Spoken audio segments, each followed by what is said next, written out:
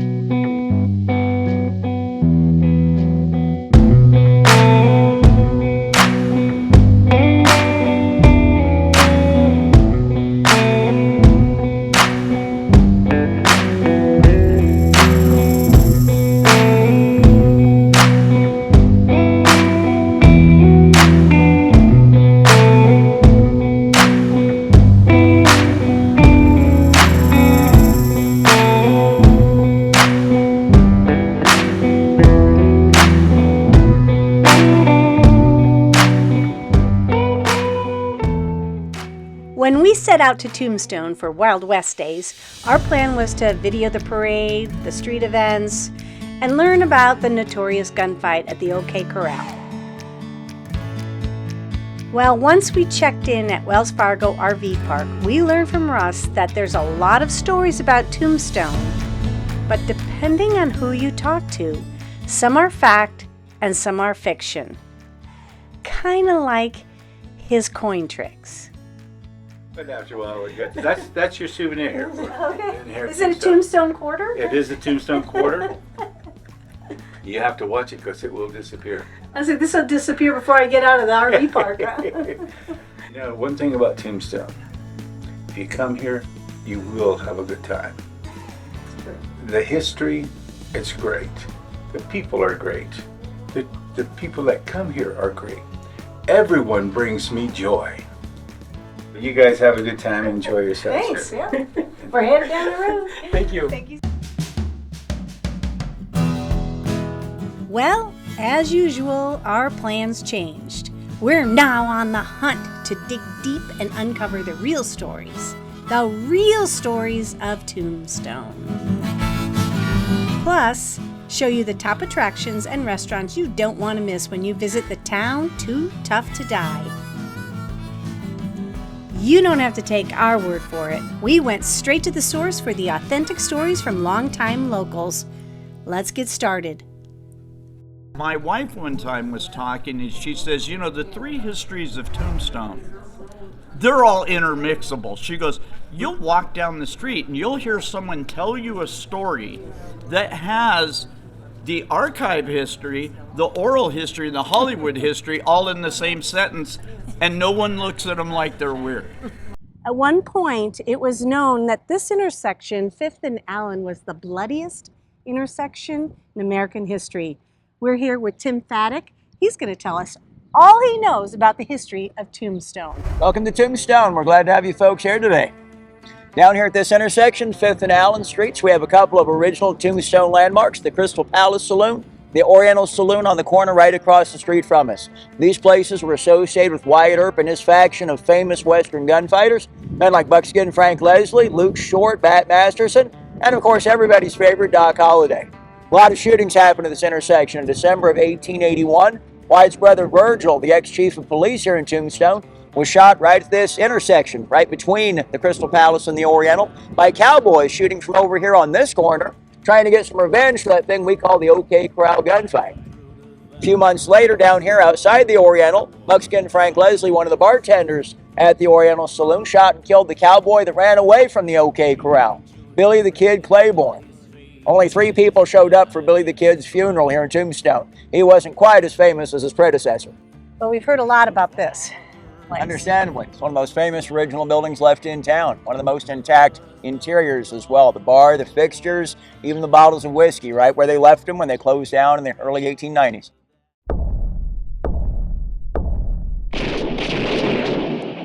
Fact or fiction, are there still 140 bullets remaining in the walls of this place? I can't verify that because I always lose count after about 95.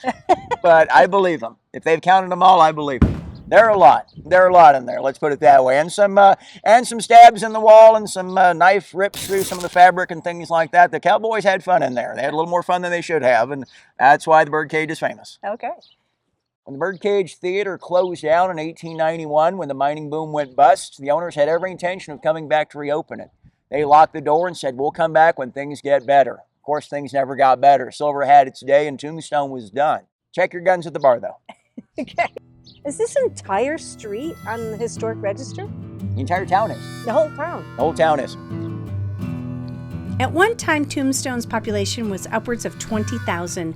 Now there's 1,600 year-round residents and 300,000 visitors every single year.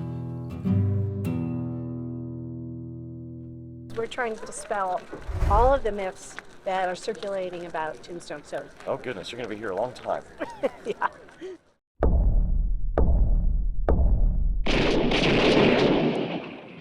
Are there mine shafts underneath this road here? Yes, ma'am. In the 40 square mile district of Tombstone, there was 928 mines, actual mines. Oh. All of them were connected. So in total, you've got about roughly 520 miles of tunnels in that 40 mile district. Tunnels right here. Right here. Well, guys, welcome to the Good Enough. So if we take a look back this way here, where that metal grate is with the sun shining through, that is our discovery hole. So that's where they started mining down into the hard rock. We have a lot of wooden timbers in the mine, like these right here. Please don't touch those. They are about 140 years old. They're kind of holding the world up above our heads. We'd like to keep those in place. Okay, time to go 100 feet underground and see for ourselves. Beginning of your shift, you were given 3 candles. Each one of those candles burns for 2 hours apiece. What's the problem?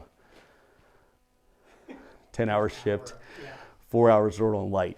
So here's what you're gonna do. Light your candle up on the surface, then use that light right there to find your way down to the mine. Come down here, find your supervisor. He'll tell you where to start taking material out for the day. So you slide your candle holder in the wall, put your candle into your holder, then you're gonna start your hole. This is my favorite formation down here. Kind of looks like a cool reef or a spider's web. I think it's kind of ugly but beautiful at the same time. Then the tan nodes up on this layer right here, that is some calcite nodes. The Good Enough silver mine dates back to the 1880s and is perfectly preserved. You'll see and touch silver ore and learn what the life of a miner was like. This is our high grade silver. So this black sparkling mineral right here. So yeah, I would much rather have a pendant than a chain or a necklace out of this.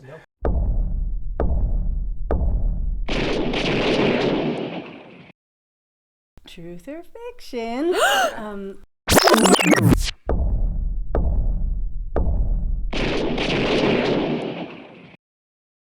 I have heard that there's been some areas that actually have collapsed, kind of a sinkhole, yes, so to speak, because of the tunnels. Yes. So the building right next to the mine, that used to be an ice factory way back in the day. I'm not sure what the years on this. They had a horse-drawn wagon come out full of ice, and the $1 million stope, they didn't realize they had mined within like 1.5 feet of the surface. The horse went foomp, right down to the bottom about 100 feet. Now, I have heard that horse actually lived. They winched him out and he was okay. Well, guys, I want to thank you all for taking the tour today. Hope you guys did enjoy it. And on behalf of Pat and Ricky Jones, they're the owners of the mine. They're the ones that allow us to do this down here. They'd like to say thank you also. So that's pretty well it. Awesome. Thank you, guys. Yep. Good Enough Mine also has the only dinner theater of its kind in a mine in the world. Date night, anyone? Tombstone could be a pretty violent place. A lot of towns in the Old West were. How violent was Tombstone? We didn't have one Undertaker, we had 2. What we call the Old West was also part of the Victorian West, and Victorian fashions predominated. But as with most fashion points, there's a ladder, and people are on different points of that ladder. And a lot of reenactors, unfortunately, they look at big city fashions for men and women. silk suits, top hats, 4 and 5 and 6 layer dresses for the women. I think that was universal. People might have brought those clothes with them here to Tombstone, but they didn't keep them for long. They wore the simplest, easiest to clean, easiest to maintain clothing in a street that ran muddy, bloody, and full of horsemen all day long. Yeah, you're not going to bring long dress trains and expensive men's suits that you're going to have to throw out after a couple of weeks. Makes sense. For sure. Okay, it's time to take a break from the history tour and go on a Saloon Tour. There's 4 saloons in Tombstone that you don't want to miss. Should we belly up to the bar? 1. The Crystal Palace Saloon sits on the corner of what was the deadliest intersection in the country.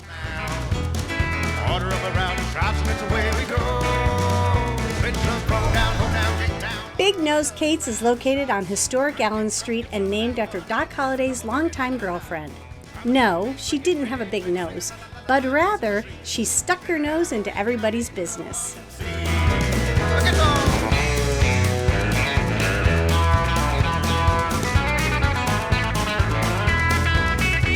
Enjoy lunch or dinner to live music, and don't miss a preserved mine shaft and gift shop in the basement. You can also dress up and take pictures for free, sitting on a piano or with a real live saloon girl.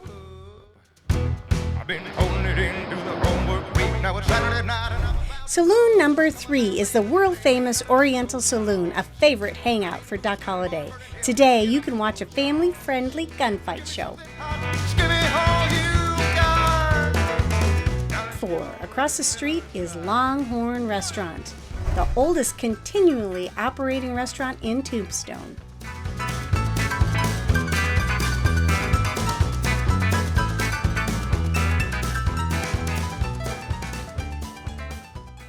Don't go anywhere. Coming up is the historic Boothill Cemetery.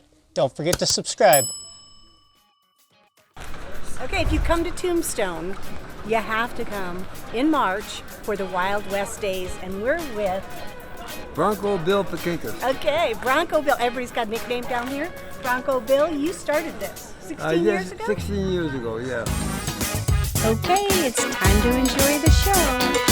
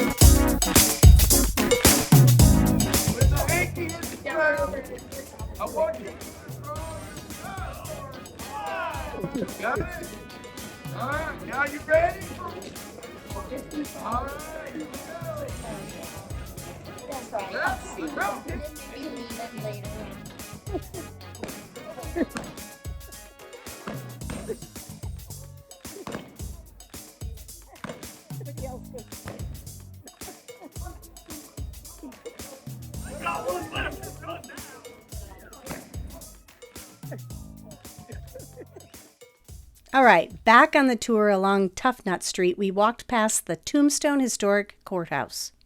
When we visited the courthouse the day before, we were greeted by Park Manager Curtis Leslie and Ranger Brittni. They gave us a personal tour that included history about the real trials and hangings that took place here. Hi, Deb. Nice to meet you. Thanks for having us. Of course. Welcome to Tombstone Courthouse State Historic Park. So this is Park Manager Curtis, and he's going to be taking folks around today. Thanks for taking the time. We appreciate You're it. welcome. So how are you folks doing today? Great, great. Start doing an intro, Okay. which is right up these steps. All right. So, awesome. Let's go. Enjoy, folks. All right, thank you. Okay, thank you so much. Well, I'm Curtis Leslie. I'm the manager of the Tombstone Courthouse State Historic Park. This was built, it began building in August of 1882.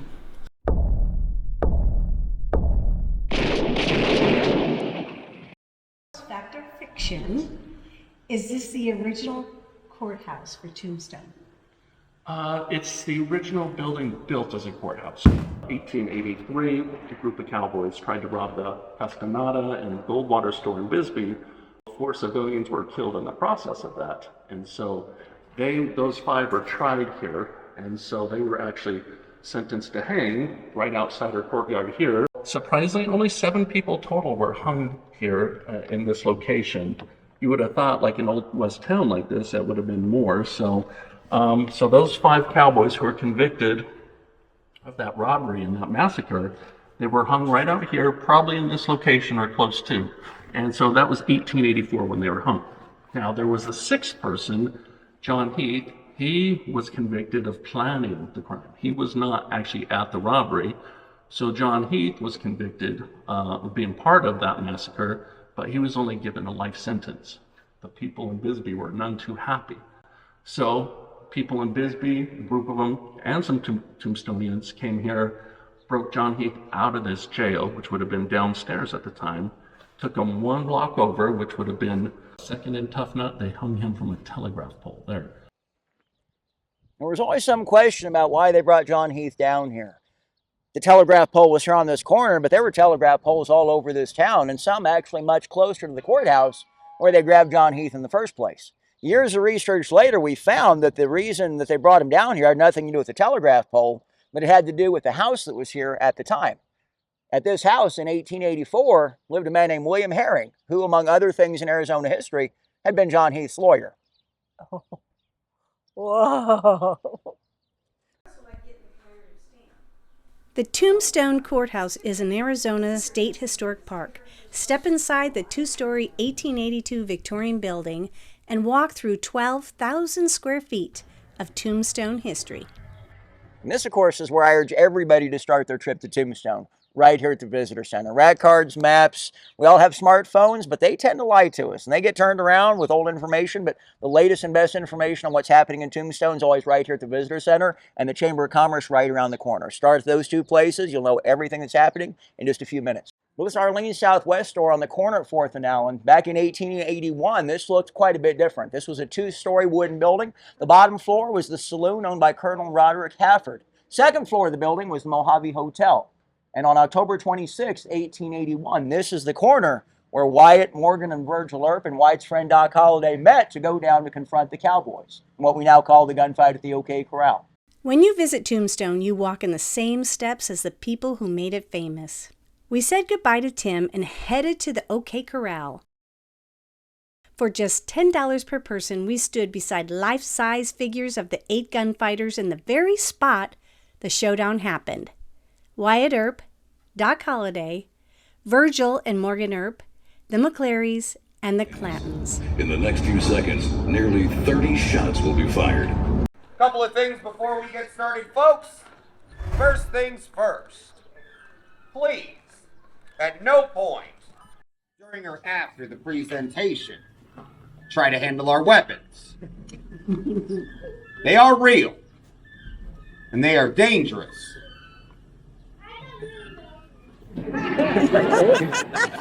Now, with all the safety talk out of the way, who's got a cell phone with them today? Raise your hand. Throw it up in the air for me. Go ahead. Are you folks ready for a gunfight? Yeah! Are you ready for a killing? Woo! You people are sick. Well, sit tight, folks. That show will begin in about 45 minutes. Relax. Enjoy the weather. My God, it's just trouble we don't need. Well, what I need is another drink. And judging by the looks of you two, I can use a drink. Slow down. Don't you think you had enough for now? Don't you think that maybe I would tell you when I've had enough? Yeah, you put your hands down. This gun ain't even loaded. Sure. I've never pointed a loaded gun at a real person. Yeah. All right, who do you think I did?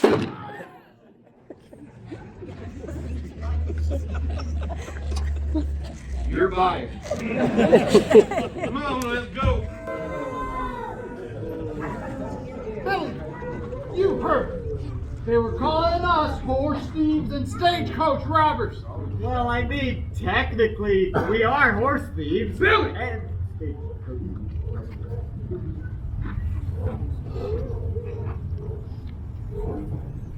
nobody likes you.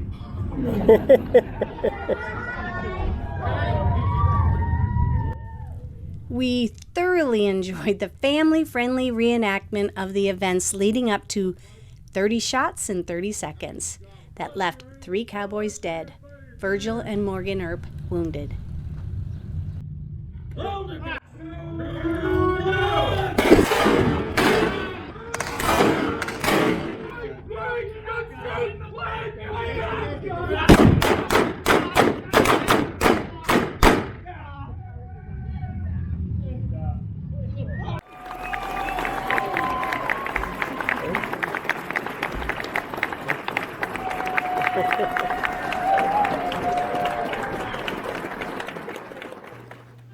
See us on Love for Travel TV.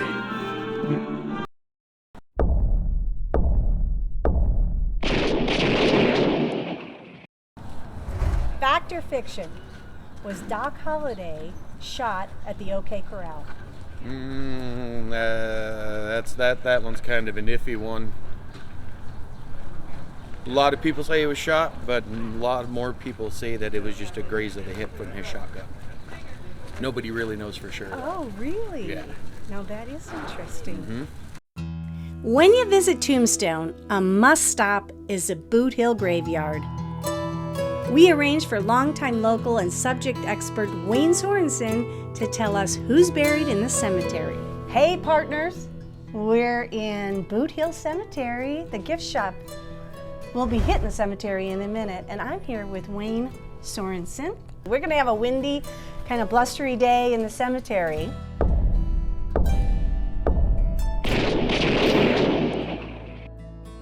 Fact or fiction, Wayne, is Wyatt Earp buried in Boothill Cemetery? No. Nope, not even close. He's buried in Colma, California, which is outside of San Francisco. When this first opened, it was called the Tombstone Cemetery. Now that's what they call the new cemetery that opened up in 1884. Why they call it still new, but anyway, it was called the Tombstone Cemetery. Then, in about the 20s, a gentleman came out here, and along with John Clum, who couldn't find his wife's grave, they all got upset about it, so they decided to clean it all up. They started calling it Boothill Cemetery then, and that the people were buried with their boots on. Yeah, like Lester over there. Yeah, Lester. Yeah. Now, I will tell you that the Lester Moore from Boothill, he's like 99.9% not a guy. At least not from here. He doesn't show up in the census. Says he was killed in like 1884 or something in the town, right outside the town of Naco, which wasn't founded till like 1900. So he got killed in a town that wasn't there yet. And then in a Wells Fargo delivery, and Wells Fargo didn't open in Naco till 1901. So was he actually a guy? No. He's still one of the most iconic graves at Boot Hill. So when I write stories about it, I'll say, is he actually a real guy? I don't think so. How many people are buried here? 256, of which 93 are unknown or unmarked. This is Mr. Heath right here. He's the one that led the Bisbee Massacre and ended up getting lynched. Right here are the 5 that were hung. Dan Dowd, that's Red there, I think. Red Sample. Let's see. And then the other 3 are down here further. Tex Howard? Tex Howard is one. Bill Delaney and Dan Kelly. Those are the 5 that were hung all at once. What is the most common question do you get from people who come to visit? Why the coins on the grave? There's coins on the grave? People throw coins on the grave. It's out of respect now, but it started way back in Vietnam. This is the Jewish memorial. It's about 0.2. You just go down and you take a right and it's down there. It's beautiful. It was put out in 1984. A gentleman, decided to do something about the people. They were buried down there. There's 26 people buried down there. They're not marked, any of it, but they even brought in soil from Jerusalem to put down there, and it's very well visited. And the rocks on there are because that's a Jewish way of showing their respect. Okay. Yeah. Huh. So, are there ghosts here? What do you think? Have you seen any? Seen? No. But I've had experiences with them, and other people have had experiences with them. We've had ghost hunters out here. They actually come in at night, to do it, and stuff that comes over their machines is amazing sometimes. Really? Yeah. The reason there's rocks on the graves is because they're only about 3 feet deep. All I can say is the 1800s was a tough time to live. If a bullet didn't kill you, a disease did. Man. Here's the boys. They didn't even get below ground, it looks like. Pretty high up. This was the big day in Tombstone, October 26th, and the word isn't celebrate, but we remember El Dorado every year.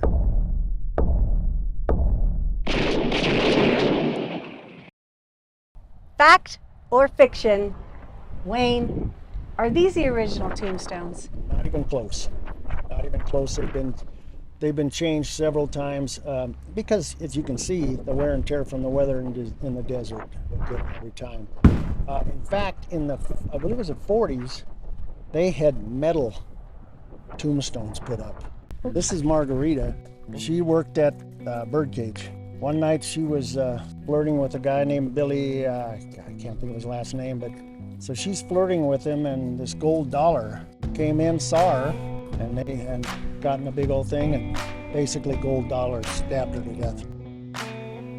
We walked through 11 rows of grave sites, some without names and some with notable names, including the Clantons and the McClarys from the OK Corral shootout, the 5 men hanged for the Bisbee massacre, the grave of lynched John Heath, Dance Hall Margarita, China Mary, and Lester Moore, to mention a few.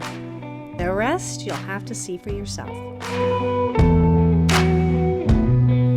We had a great weekend in Tombstone, Arizona, where the Old West comes to life every day, and the people make you feel so welcome. If you're a fan of famous Western towns, check out our episode on Deadwood, South Dakota. And if you like this show, let us know with a comment or hit that thumbs up button. Thank you to everyone who helped us with this show. Special thanks to Russ at Wells Fargo RV Park for hosting us, and Bruce Burnett of Discover Tombstone. We're so glad you're here, and thank you for watching.